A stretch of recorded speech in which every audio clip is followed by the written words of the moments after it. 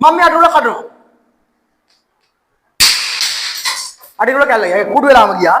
හරි පුතේ බලන්න අපිට දීලා තියෙනවා දී ඇති නිකල සංඛ්‍යා රේඛාවක නිරූපණය කර දක්වන්න කියලා. අපිට දීලා තියෙනවා පළවෙනි එක 0.27 ඊට පස්සේ තියෙනවා ඍණ 4 ඍණ 1 2 4 තුන්වෙනි එකේ 98 101 සහ 104 කියලා දීලා තියෙනවා.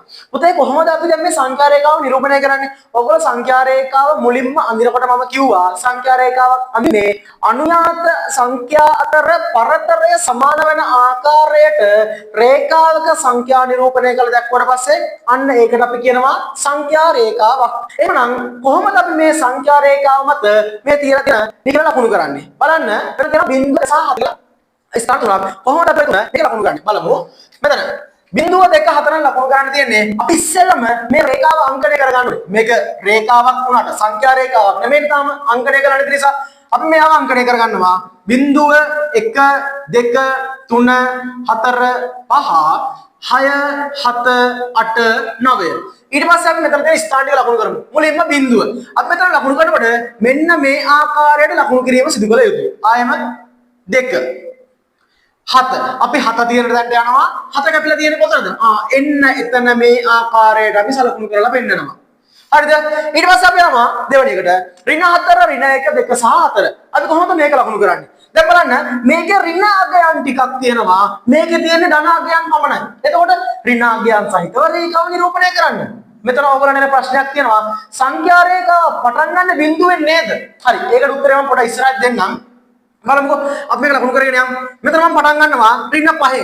ඍණ 5 ඍණ 4 ඍණ 3 ඍණ 2 ඍණ 1 බිංදුව 1 2 3 4 කියලා මම මේක ලකුණු කරනවා.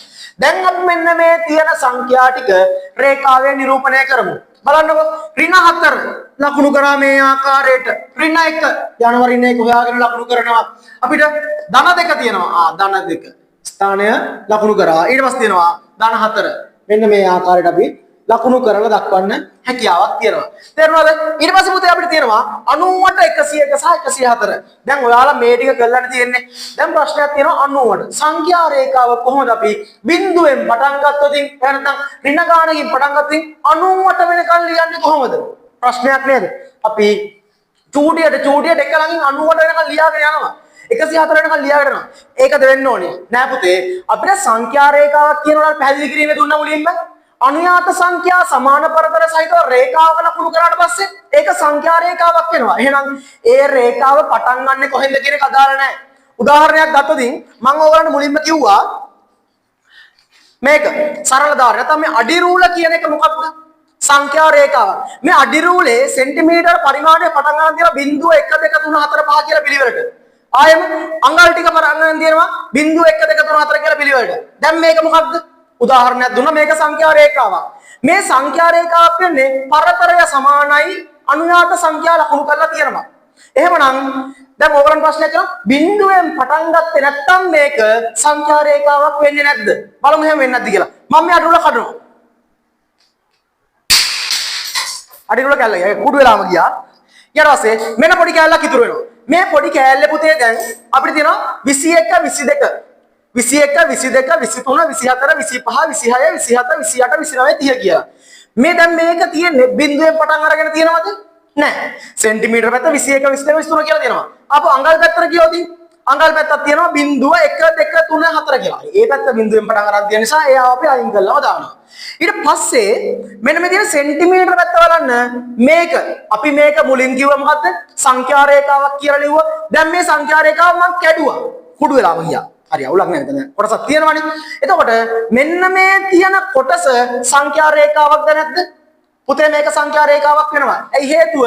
තියෙන්නේ අනුයාත සංඛ්‍යා. 21ට අනුයාතයි 22. 22ට අනුයාතයි 21යි 23යි දෙකම. එහෙනම් අනුයාත සංඛ්‍යා සමාන පරතර සහිතව රේඛාවක ලකුණු කළ දක්වලා. එහෙමනම් මේකත් සංඛ්‍යා රේඛාවක් විය යුතුමයි. හරි. අද බලමු. එහෙමනම් පුතේ මේක අපි ලකුණු කරන්න පටන් ගන්නවා 98 101 104 ලකුණු කරන්න තියෙන්නේ. මෙයාව මම 96න් පටන් ගන්නවා. 96න් පටන් අරගෙන මේක ඉස්සරහට කරගෙන යනවා.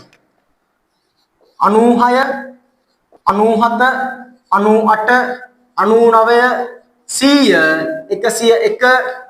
101 102